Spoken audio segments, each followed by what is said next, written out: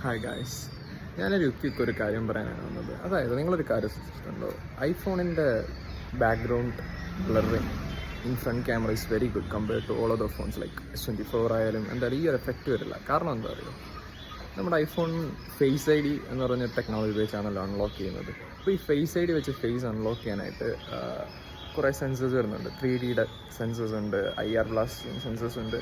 It's something like LiDAR in the back of the iPhone, but it's actually way better than LiDAR in 3D modeling and all. എനിക്ക് എന്താ അറിയില്ല, ബാക്കിലത്തെ sensors LiDAR sensor വെച്ചിട്ട് ഒരു 3D model capture ചെയ്യുന്നതിനേക്കാളും വേ accurate ആണ് face I ഡിക്ക് വേണ്ടുന്ന sensor വെച്ചിട്ട് 3D model capture ചെയ്യുമ്പോൾ.